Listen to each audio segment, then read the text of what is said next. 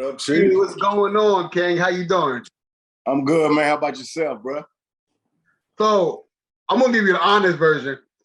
So I know we have been trying to do this for a while, Yeah. and normally before every show, for those of you, I don't tell nobody this, but normally before every show, I'm super like prepared and super nervous, and I didn't think it was gonna be that way, right? I was like, okay, this is my guy in my head. This is the friend in my head.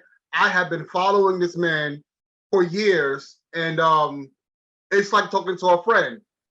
But I'm nervous as hell, dog. I don't know what it Say is. word. I'm just. What you nervous about, man? I'm gonna turn I my want to joint say up. this. What are you nervous about? I mean, I'll be good, but I just want to say that it's an honor to get to speak to you, my friend. Like I said, I follow you. You know, I admire all that you do, and we're on a break right now. So when your publicist reached out to mine, I'm saying, okay, well, I've been trying to get him since the last season, and but all God works out things with in decency and in order. So I'm happy that we're here right now. Once again, it is an honor to talk to you, my friend. Hey, let me get in there real quick. Like you caught me off guard with that one. I'd rather you have a list of 100 questions, man, because now hold on, let me get this right. Give me 2 seconds. Let me put on my do not disturb. Hold up. We ain't gonna do that right there.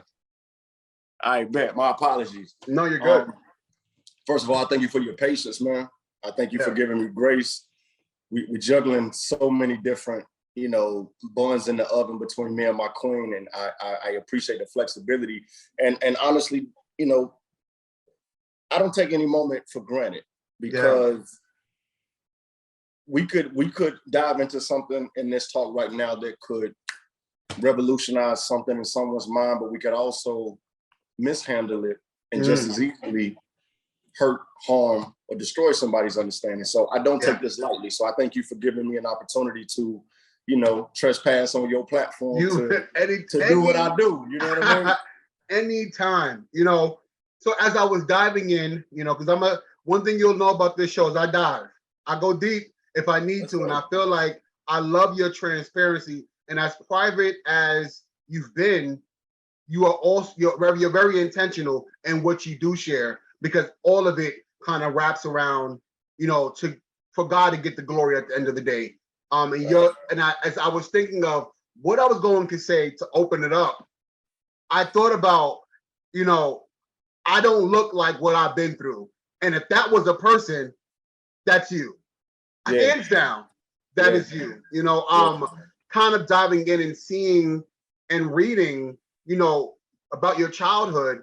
What I want to start off and ask you is if you could just kind of take us back to the 15-year-old version of Kendall, right? And the hardships you had to encounter at 27 years old.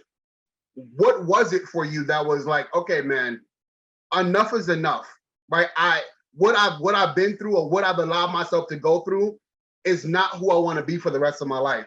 At what point in that journey that you went through did the light bulb go off? The best way I can express it, Court, is I had to learn the hard way, but I learned thoroughly that trauma is by jurisdiction. All right, let me cook that. So I am not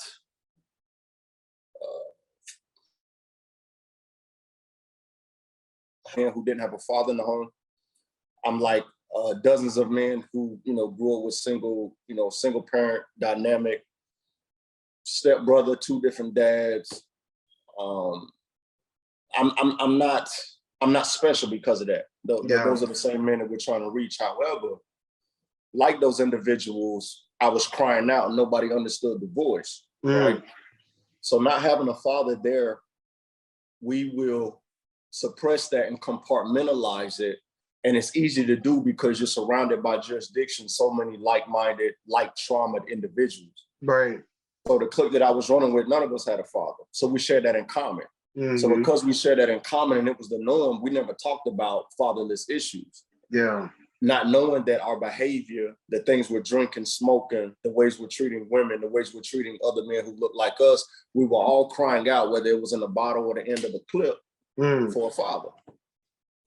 So, you know, you go through life, man, experimenting, you go through life making excuses, you go through life blaming, deflecting, until you get to a point where you are forced to look at yourself in the mirror. And so, you know, when I'm in the streets or in and out of mom's house, or, you know, finally on my own, but I'm still trying to supplement my identity with women, or I'm not completing things that I finished. I finally got you know, the last time I got arrested, man, I was in Georgia. And, you know, some have heard that story before. You know, when you locked up out of state, your money don't matter. You can't bail out. Right. I was used to getting arrested, bail out, arrested, bail out, arrested, bail out, arrested, and on and on and on and on, right? Right. But this time, Court, I couldn't make bond, and I had to sit still, man. I had to get sober. I couldn't run to my pills. I couldn't run the weed. I couldn't run the liquor. And I finally ran to God. You know, that real chase after the Father, like all those times of previously getting arrested, you like, God, if you get me out of this, I'm done. You know what I'm saying? But this time I really was sitting in a cell block and I'm looking around. I don't know anybody. I'm sleeping on the floor because it's overcrowded. And I realized, I said, Father, I'm not better than any man, but I'm smarter than everybody in this park. I know that for a fact. But what does it matter? I'm still here with them. Right. And so, you know, you got to deal with those traumas, man. I had to deal with, you know, the pain that I felt because I couldn't numb it anymore. Right. And it was a blessing. It was a blessing because I couldn't numb it. I had to face it. I had to experience it. I had to relive it. I had to process through it. I had to make amends, atonement, or peace with where I had found myself. It wasn't my father's issue. It wasn't my mother's issue. It wasn't my baby mom's issue. It wasn't my crew's issue. It wasn't the person who shot me issue. It was my issue. I put myself in that position to be a 15-year-old father. I put myself in a position to get shot twice. I put myself in a position to catch those charges for whatever reason. And then I made a decision. I'm gonna put myself in a position to experience something that is totally different than all that I've ever known.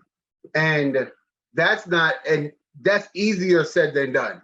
And I think a lot of times people hear these things and in their mind, they automatically try to do this overnight, right? Like, okay, he said this and he did this, like he did this thing, so I can do this too. And it's like, this takes years because there's something called a process. You know what I mean? Like, you can't just pray for it and God answers the prayer, but the maze you have to go through, the journey you have to go through, the doors you have to stand in front of is a process. So you're 27, you come out and you say to yourself, this is the life I'm going to live moving forward. What does that look like in the forgiveness stage of it all, in the healing process of it all? How do you begin to just start living what you were saying out of your mouth while you were in there? Terrified, confused, bewildered, lost, hesitant, backsliding. You know, that paradigm pull back and forth, because you gotta realize, man, first of all, when you get sober, you don't recognize yourself. Right. You don't feel the height of anger. You don't feel the sharpness of pain and regret and rejection, because you just lighten up. You pulling up, and it's like, man. But when you sober, man, you start to think about things you said to your mother. Yeah. You start to think about ways that you treated women. You start to think about the years that, you know, you mishandled your office as a father. Yeah. You start to, and then you want to numb again. So if you stay in that tank, man, and you stay in that process and you let truth and God have his way, you'll slowly start to ebb and flow out of. And here's the thing, man, like when I made that decision, because I wrestled with God, Courtney, I'm a hustler. I'm a hustler. So I now realize I tried to hustle God. In the moment, I thought I was trying to make a deal. I said, look, I ain't gonna womanize no more, and I'm never gonna sell cocaine again. Right?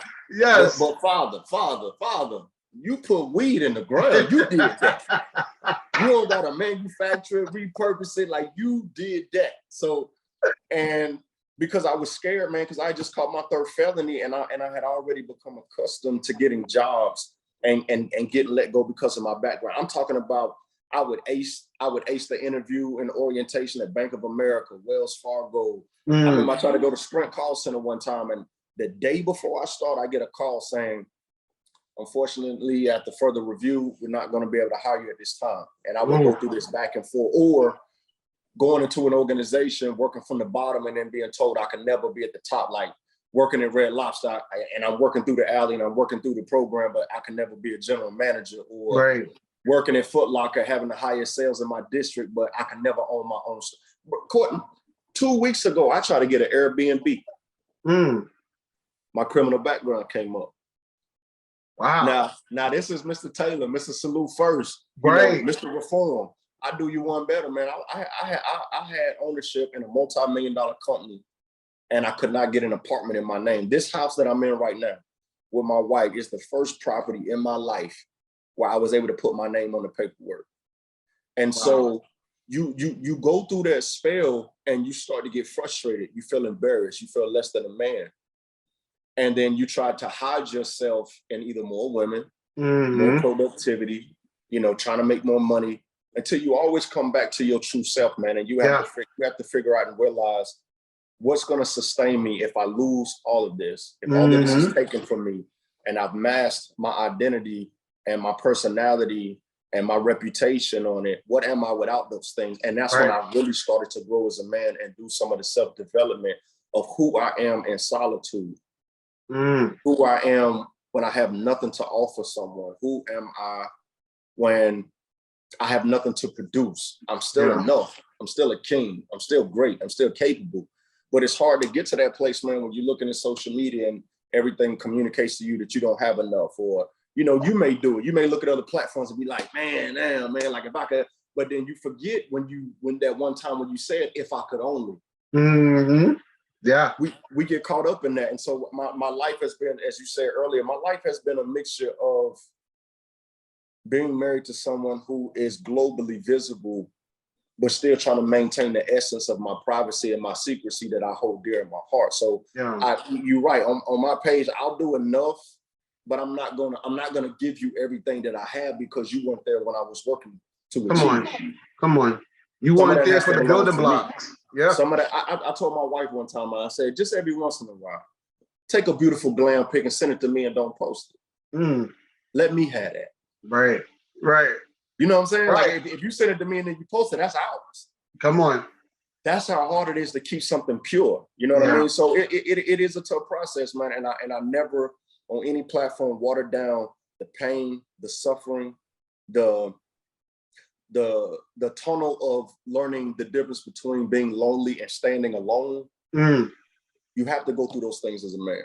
Yeah, that is so true. And as an individual as well, right? Like at the end of the day, and I think a lot of times, and I was just saying this to another interview, a lot of times the dreams that we have, the desires in our heart, the reason why they stay there and they don't become reality is because God knows that if we get the things that we desire, we won't serve him. We won't serve him. Come on. You think I'm gonna get my 16-year-old kid a Hellcat that's all souped up? Like it's foolishness. Nor, it's like the prodigal son piece. Like we have to be mindful of the things that we ask the Father, because yes, he's not gonna we wouldn't give our children anything that we know is gonna poison them, harm them, or corrupt their soul. What he's really looking for us to do, man, is to show and demonstrate that those things won't take us away from them. And you can't do that without pouring into other people, serving other people, taking up for the fatherless, the orphan, the widow, because then he understands none of these worldly things are going to pull me from you. And that's a tough thing. That's a tough thing to balance between drive, ambition, and fearlessness, but still maintaining your divine and righteous humility. Yeah, that is so true. You speak a lot about value and knowing your value, quantifying that thing, and that brings me to what you were talking about in regards to your multi-million dollar business at Mental Transportation. So you start there and you're only making $7 something an hour. First of all, I commend you, because I'm walking out the door. I'm walking out. But to be able to be given an opportunity, right? After all of the no's, all of you're not good enough, all of, well, unfortunately, this popped up. So even if you are good enough, this is the thing holding you back. But to be given an opportunity to not only just start at a job, but to have someone or have people invest in you. How did that come about? And to look back at it now, from where you are right now, how does that even feel? I'm proud of myself. I'm very proud of myself, because I'm very clear when I talk to people. I let them know number one, I've been to jail multiple times. I've never been in prison. I've been on, I did like 17 odd years of probation. Like, I'm very clear on that. Yeah. Just as I am clear that I wasn't the dude moving kilos every single week like everybody wants to make it seem, but I did very good. I could do $20,000 on a good week, you know, profit, which was good for me, right? Right. That being said, when you're used to making that kind of money and somebody's offering you $7.25 as a 27-year-old man to sweep floors and take out trash, you got a decision to make. Right.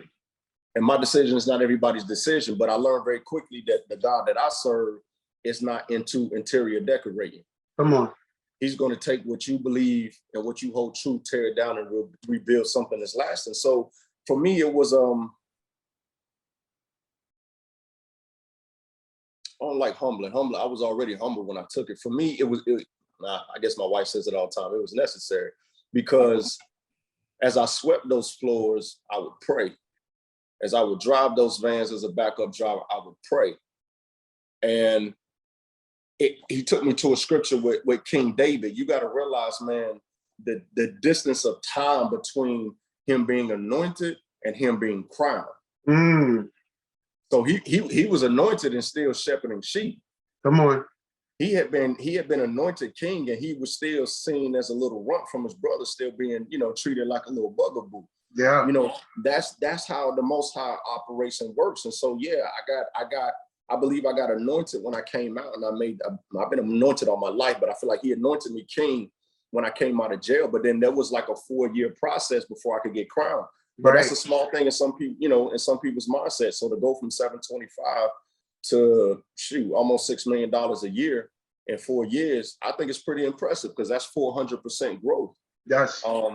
But I did it by mastering relationships. I did it by being humble and asking the right questions. I went the extra mile. I worked extra hours. I went to every conference. I read every book. I took every bit of criticism. I purged myself of things that would squander my resources, going out all the time, buying joints, buying things that I did not need. And I began to recondition my spending habits, my mentality, my disciplines around my body. And it prepared me to be what I shall be for the rest of my life. So I don't regret it. If I had it to do it again, I don't know if I would do it again. You know what I mean? I would just say that for that particular season in my life, it was a necessary component of my demonstration as a man. Yeah. You know, and what I love about gifts is that you don't keep it to yourself, right? I love that you take what you've learned, you take what you've mastered, and you help scale other small businesses to their fullest potential. When you're able to kind of invest in that, and looking back at the 27-year-old you who was sweeping floors and driving buses, what does that look like? Because that's powerful, right? To be able to say, I once was, but because of God, I am doing this now. Yeah, you gotta think about it. Like you gotta picture me in Dickies in a uniform, going up steps with a hand truck with packages and getting signatures and having customers love me, man. But at the end of the day, I made a promise to the Father, man. That, you know, I can't quote where it is, but he said the scripture. He said, "Yo, like, you know, it's better not to make a vow to the Lord. You know, be quick to pay. When you make a promise to the Father, he would remind me when I was making those deliveries and my back would go out, or I would miss being away from my son, or I ain't have time for a relationship. I spared your life when you got shot. I saved you from never having an overdose. I kept you from being in prison. You know, there's so many things to be grateful for. And again, I think because I showed that I could be faithful over a few, that he gave me an opportunity. See, it's not a game. It's not a game. Being faithful over a few doesn't mean like a few pennies or an amount of money. I believe it's space, a certain territory, everything within that space, your family, your community, your resources. Be faithful over your domain and where you are. And he will increase your territory to do more of the same. He will increase your territory to do more of the same. So at the end of the day, I'm still sweeping floors. Come on. At the end of the day, I'm still taking out trash, and I will. I got a Thanksgiving event that Salute First is hosting in the prisons, and I told them the only way I'll come inside is if I can serve the food. Because they see me in this box. They see me as something that I don't see myself as, but I'm gonna go in and use it as a principle. Let me prepare your plate. Let me get your plate. Make sure you got juice in your cup, because that's an opportunity for a demonstration. to see me here, and I'm gonna come in washing feet. So I'm gonna be sweeping floors theoretically your whole life for the rest of my days. Yeah, you know, I love that. I wanted to, now we can kind of transfer into that. Salute first, man. A lot of times, and I've known many people who come out of prison and then they just fall right into this statistic that the world already has set for them, right? Like I know you in something that I was reading, you know, within those first 6 months, it's more of a do or die type thing. Like, what do your 6 months look like after you re-enter into civilization? And a lot of men, unfortunately, get lost. That's right. Salute First is an amazing academy that helps at-risk teens, as well as those who are coming out of jail, kind of re-enter into this sphere, but also help them find their value. And I love that you meet them where they are, not what you expect them to be, or the reality of what people, the world wants them to be, but meeting them where they are and allowing them the opportunity to be in a safe space. So was that something that you also grappled with when you came out? Like, I need to be able to do this for those who are inside, for those who need to be heard. The honest truth, man. I think it started when I was in Jackson County in Georgia. I started running store out my pod. You know, I saw that all the incarcerated brothers would go to commissary and they would buy all this stuff, and then they would sit up and party and gorge and eat it. And I just kind of laid on them for a minute. About 1-2 weeks, I laid on them. And so then I went and stockpiled everything that I needed, and I sat and I started loaning out soups and Snickers. And so I started running store. But because I ran store, people would come into my cell, because I ain't hardly come out because all my stuff's under my bed, right? You know what I mean? But they would come in and they would talk. And then, you know, you start to get to the heart of the man. And then I literally started running a Bible study out of my cell block. You know, you'd have 6, 7, 8 guys we pull up. So when I got released, man, and 07, I still had that burning desire to help men understand just another way, you know, another way of looking at self, another way of facing the world, you know, around us at large. And so I was going in with another organization just as like a little supporter, talk every blue moon. Hold on one sec. I'm on a Zoom. That's my queen, so she get a pass. She does. You can tell her I said hi. She get a pass, right? Tell her I said what's up. So it was already there, but at the same time, my business mind, same way I laid on those drivers and I laid in the cell block, I'm laying on this organization. I'm like, yo, it's not sustainable. So I just started going into the prisons on my own, man. I remember days of flying like to LA or New York with my wife to do a hustle, and then land, hop in the truck, drive 2.5 hours down to the prisons. But I kept doing it, go to this prison, that prison. And then I got an opportunity to do the keynote address for the first maximum security prison that had a reentry program. And I was challenged with the task of creating a program for Salute First. I had never seen a program. I'd never been a part of a program. And I think that was also a blessing. So during COVID, I just sat down with my laptop, man, and I started to build what God was showing me. And he basically showed me how to take theoretical, philosophical, ancient, universal, you know, principles and laws, but how to gift wrap them in the culture. Come on. You can't ignore the culture, even though a lot of aspects of our culture are more like, you know, counterculturalism. We still have to acknowledge its impact and its power, and it is the vibration that the world is moving on, from Google to the Olympics to you name it. The culture has penetrated. So a lot of programs have failed to miss the mark because they don't acknowledge the wavelength of communication that's existing. And we came and laid over that wavelength, and we don't pull any punches, man. We deal with real issues. We confront them head on. We provide solutions for them. We test and we challenge, you know, their aptitude in certain aspects of manhood. And we don't even officially raise our flag until the end of this month. This has been 6 years in the making, but we already have national contracts. We are a mandated class in middle school and high schoolers in Louisiana.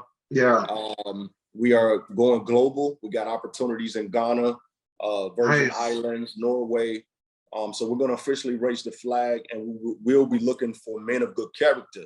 Mm-hmm. Men who have unshakable character, who are not looking for a bad grab, but have a voice, have a desire to see other men like themselves impacted. And we're going to grow and we're going to scale this thing to meet the need of as many people as possible, as you stated, right where they at. Yeah. It's not enough to wait till they get incarcerated, and it's not enough to wait till they come home. Wherever they at, we pulling up. Yeah. Period. It just gave me chills when you were talking about going into the prison and just serving them, right? A lot of times they get these serving sentences, and then it's another form of slavery. I always say this, right? No, it is what it is. No, it is. And you're spending your life doing this for years at a time, and you lose your identity in this. So to be able to have it flip back where they get to chill back and you serve them is so powerful. It is such a powerful experience. And for you, like I really hate using this word now that I've kind of dove deep in it, but humbling. Would you describe it as that? Yes, it is humbling. Like I put up a post the other day. My wife beat me to it, but I put up a post the other day, and I wanted to let brothers behind the wall know that as our program and our organization is challenging them, they're teaching us. We're running a pilot program right now in South Carolina that is experiencing 17% weekly enrollment growth. Yeah. It is out of this world. We get ready to pack out the room that we in, which is a blessing, but it shows the need and the hunger. And this is white, black, Hispano, regular guys, gang members, young YGs to 60-year-olds, and they're all trying to figure out how do I make atonement with my mother? How do I make peace with my wife? How do I get my kids back in favor? How do I prevent myself from slipping back into what I went into? How do I deal with my sexual addiction? How do I bring light into the dark areas of my life? We're having honest discussions and honest dialogue, and it feels like I'm in the room with them, and that's why I got to go visit them and see them in person. But it is humbling because this is my stance, Courtney. Why did it matter that I didn't die when I got shot? Why did it matter that I got the experience that I got in logistics and corporate networking circles? Why does it matter that I'm married? Why does it matter who I'm married to? Right. And where I'm going with that is this house, cars, traveling, it didn't make me. Again, I found myself in nothingness. Come on. I found myself when there was nothing else to be found. So I don't get too comfortable. I don't get too comfortable or caught up in what people want you to be, where I forget what's really going on. We live in a very nice manicured neighborhood. We're the only Black people in this entire community, and we are the youngest couple in this entire community. Yeah. But I got brothers, man, who do not have a place to lay their head. They don't know where their next meal is coming from. They don't feel safe. They don't feel like they have a voice. So how can I take comfort and pour myself a drink and just turn my eye, knowing that I have empathy because of what I've been through? So no, I spend more time in this big, beautiful house thinking about pain, thinking about trauma, thinking about rejection, thinking about abandonment, thinking about brothers out there who thinking about committing suicide. That's what rules my thoughts. Right. I'm never going to get too comfortable, man, where I can't be touched or I don't have a desire to touch them. So when I am able to make contact, when we see that this program is working, that keeps me humble. That keeps me from not getting caught up. Your life ain't no red carpet. There's people out here hurting. And for every one brother that we can help, that we can empower, that we can point in the right direction, that's one less person I got to worry about kicking my dough. That's right. And I think, and it's humbling and also reality in it that we are all one bad decision away from being there, right? All of us. We are one bad decision away from being like these people who we read about every single day, and for me, one better. Most just didn't get caught. This is my problem. Right? My problem is I went 2 weeks to get an Airbnb and I got denied because of my background. Have I not paid the cost? Come on, right? So you got brothers going out there. A lot of them are unjustly sentenced. Some are truly not guilty.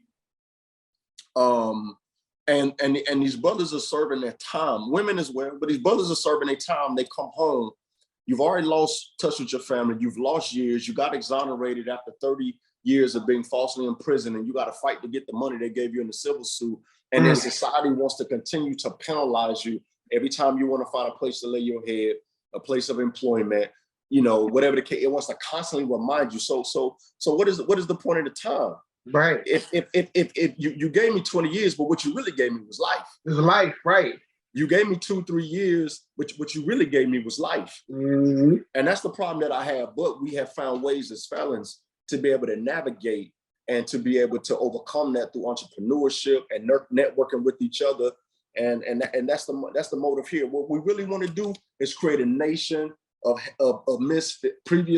misfits and those who were rejected, polish ourselves up, get our affairs in order, and we start doing business the correct way, and we take over, you know, what belongs to us, so that we don't have to ask for any handouts out here. Come on. I definitely do love that. And just kind of being reminded that even in the midst of the frustration, right, that the world puts on you, you don't have the right to give up, because someone that you may never meet needs to see that. They need to know that. Bigger than that, you a man. When did being a man come attached with so much weakness? Yep. We are men. We're supposed to suffer. We're supposed to endure. We're supposed to sacrifice and face hardships. Yep. We're supposed to be challenged and have to face opposition and obstacles. That comes with the office of a man. That's right. We've gotten too complacent and we've gotten too soft to where we don't want to risk anything for another person. We don't want to make a statement that could jeopardize anything. And we don't want to put our hands to the plow that doesn't give us an immediate return. That's true. That's not the office of a manhood. That's not the way we were designed in the beginning. And that's why there's so much tumultuousness and chaos taking place now. But if men get to a place, man, where we embrace all of the attributes that come with this office, the world and the universe still has to obey and match our efforts. That's true. That is so true. That's a full fact. You know, many things don't give me chills, bro. They don't. Like, I'm real kind of black and white. There's no gray area for me. Yeah. But I was minding my black business, and you dropped this on me. Ooh. You dropped it on me. Ooh. And I got it when y'all set it up a pre-order. And from the beginning to right now, I've had to reread because as a man, I am very stubborn. And that's who we are, right? As men, like, I don't want to be told what to do. You're not going to control me. And it's like, we live in these toxic, masculine, and energetic things in our mind that are not reality. But this book kind of brought me back down to some sense of normalcy where, you know, it's not about me. It's about we and us. All day. You know what I mean? And in writing this book, you know, we all go through process. I'm an author myself. So in writing books, we go through processes. For the both of you, what was the process like putting this together? And the title in itself, what made y'all choose this? Because for me, when I first read the title, I was like, okay, so we're talking about submission. I know that was like the big thing on the Shade Room, Breakfast Club, whatever club, it was there. But if people read this book, Crown is so deep. Yeah.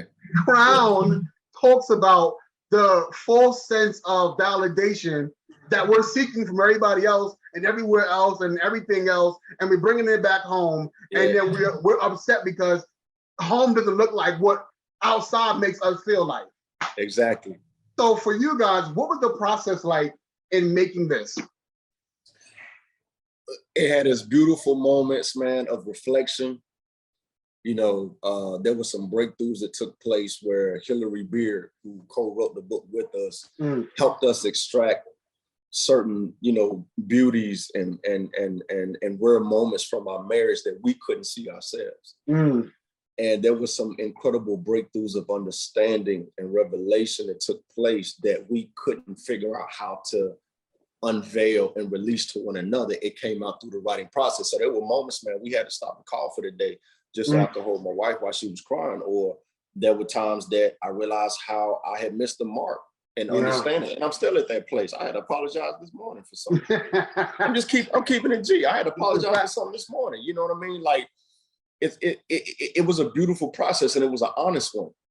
It was an honest one. Like from the day we met each other, we have had no reservations or hesitation to talk about our mistakes, like saying, "Hey, I had to apologize this morning, man. I didn't get that right."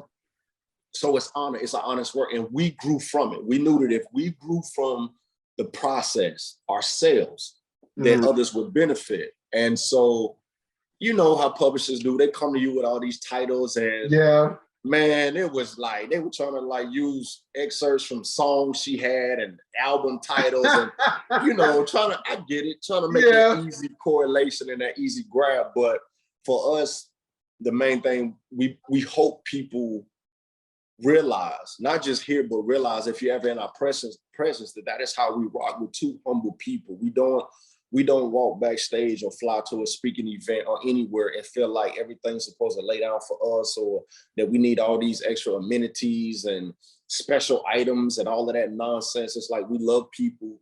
We love life. We love the second chance that God has given us both. Yeah. And we don't want to bring any of that into the crib. And so for the first couple of years of our marriage, we were doing just that because we didn't understand how to fight. Right. You're going to fight. You're going to argue. You're going to disagree. We didn't understand how to fight. And when you lose in a fight or you trying to manipulate a fight, the first thing you're going to start throwing is your title. Well, I did this. I spent that. Or I built this. Or I'm known for this. I can do this. But I could. That's a crown. Yeah. That's a crown. Yeah. And when you want a healthy marriage, man, in your castle, it has to be no crowns. And it wasn't like affirming or contradicting, but you think about it, no crowns in the castle. Come on. Right? At the end of the day, we are who we are. Yeah. Out there. Come on. But when I'm in here, the best way I can describe is my wife say, don't try to teach me. Listen to me and love me. Go out there and teach the world. Right. But listen to me and love me. And I'm the same way. I'm not gonna, just clap it up, because of a certain high note, meet the needs and necessities of my heart. And so for the first couple of years, man, we stumbled awfully at that until we got to the point of realizing, man, that stuff doesn't matter. And that we got together so that we could create a safe haven away from all of that.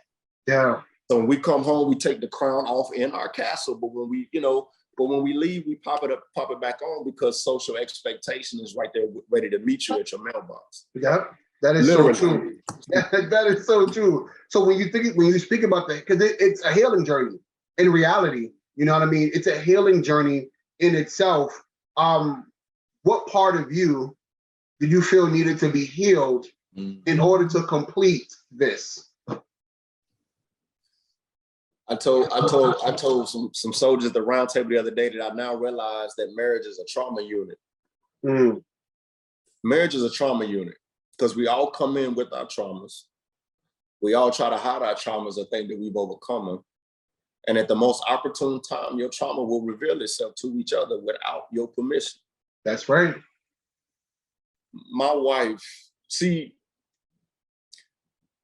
had a camera stuck in her face since 19 years old. Yeah. So she had to process and develop trial and error on the mine were behind closed doors. Right. So you have to think of everything that she went through. And now multiply that times 10. Yep. But mine is not on tape. You can't Google it. So I say that to say there's a lot of times, man, people be in my comments or I see them in shows and they be like, yo, thank you so much. Everything been so different since you came into our life. We've seen such a change. And I thank you. Right. I'd be like, only if you knew what she has helped me get through. Come on. Only if you can imagine how bad my life was and my misunderstandings and so on and so forth. So if I had to pick one thing, man, that has been a necessary growth department in this marriage, it would be realizing how selfish I had become and can still be at times. That's why I'm working on it. When you're driven and you're ambitious and you are hyper focused and you got an agenda and you got targets and goals, you could be insensitive to the pace at which the family around you is moving. Right. And we have to be very sensitive to that because she's climbing a mountain, I'm climbing a mountain, and then we're both climbing one together. Mm-hmm. And so, oh man, she's helped me with so much. My wife helped me understand how important family is because I didn't grow up in a big home. It was just my mom and my brother, and the extended family was all disconnected. And so I spent a lot of time by myself. I'm to this day, I'm very comfortable by myself. Go to a movie by myself, you know, go sit out by a lake by myself. But she helped me understand how important and how powerful family is. And so at least once or twice a week, we'll be sitting as a family and I'll just be like, yo, thank you for helping me to experience this before I leave this earth. Because I thought just rocking with me and my dogs was the way. Was enough, right? I didn't understand what it felt like to walk in the room, your wife just left and you smell her perfume. I didn't understand what it was like to not really, you know, be upset when you see your baby girl toys everywhere because those are her fingerprints, you know, or the warmth of a holiday when everybody's kind of chipping in and pitching in. And, you know, she really helped me understand the importance of community and family. And I think it was necessary because how could I do what I'm trying to do with Salute First if my perspective of family, community is single-minded, right? It would be I'd be a walking contradiction. Yeah. And that's just two of the many things that my queen has helped me. Nah. Lay it. Let's go. Scratch all that.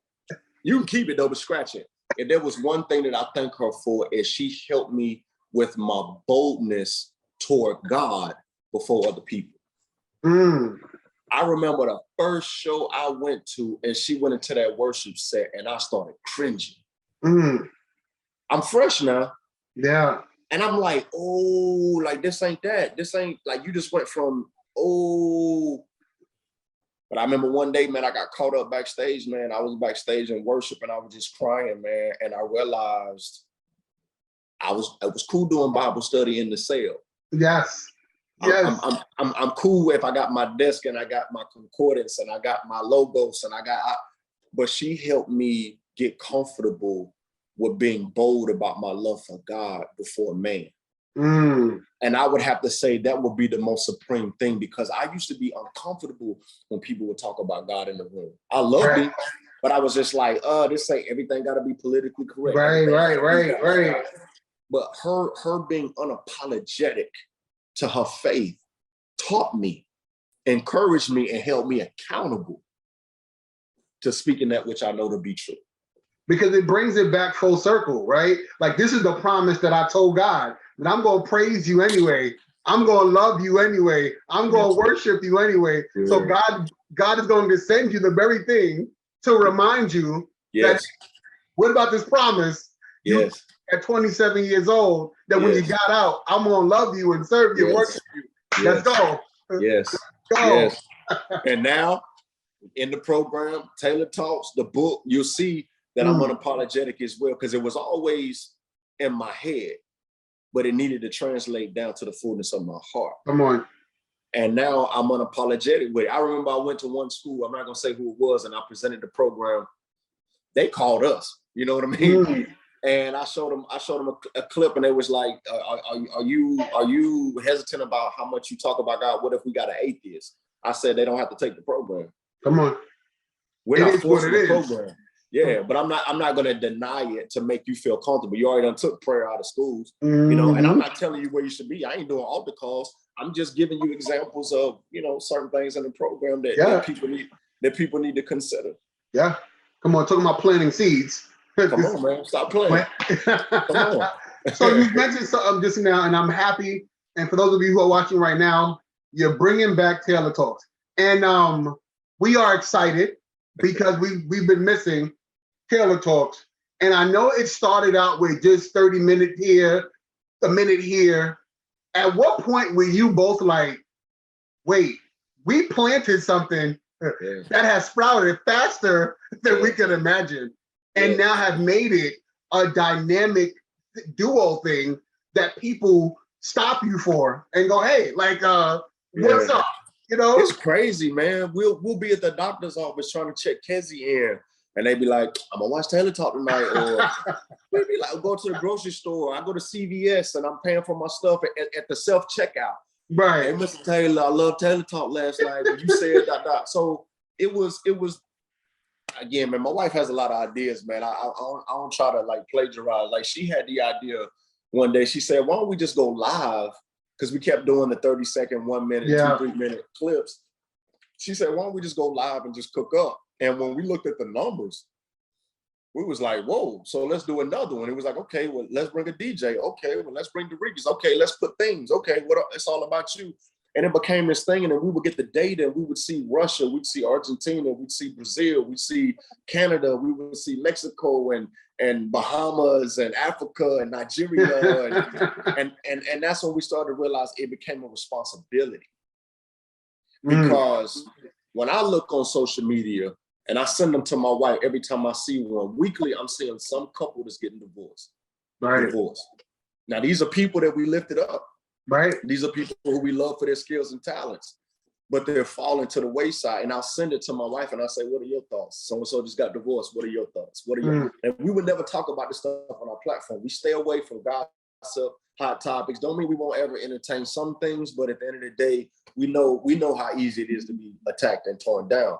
Right. But we feel like there's a responsibility with No Crowns in the Castle, and there's a responsibility with Taylor Talks to show them that a God-fearing, loving, young, she might be young, Black couple can be in that space of celebrity, but still maintain their virtue, their integrity, their morals, the laws and statutes and commandments of their heart, because you don't see that much. You see great couples that produce great products, great music, great service, but you don't know them beyond what they do. Right. And so we allow people to come in and see how we juggle multiple companies. How do we blend a blended family? How do we handle conflict? Because we're both alphas, and people need to know that stuff. Otherwise, they just continue to get a false narrative that doesn't add any substance to your life when you really go through pain and turmoil. That's so true. Like, what does our foundation look like if it was all stripped away? I just love being able to bring this stuff back because it is so dope.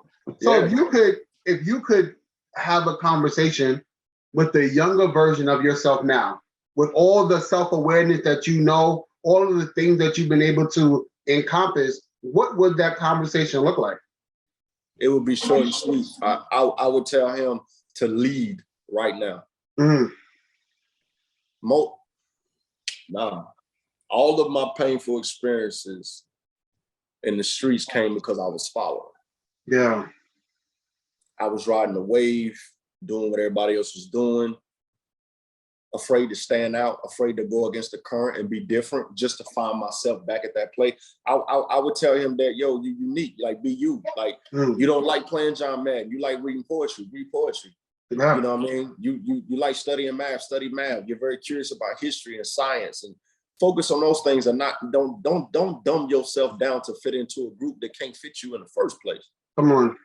And that's what I ended up doing, man. And when I got shot and I got set up by my crew, and then when I got man, bro, I ain't got enough time to tell y'all the stuff I've been through, but none of them were there.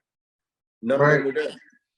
And I would tell him to just dare to be different right now, man, and go ahead and get a early return on that investment. Just be you, man. Yeah. We got a whole world full of clones. A hairstyle come out, everybody got it.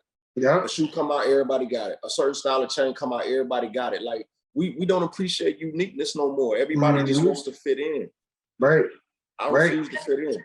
Right. And it's so crazy because then those are the same people talking about stay in your own lane, right? Create your own lane, and but you Ubering behind me. You carpooling. You ain't even in the mind. You carpooling.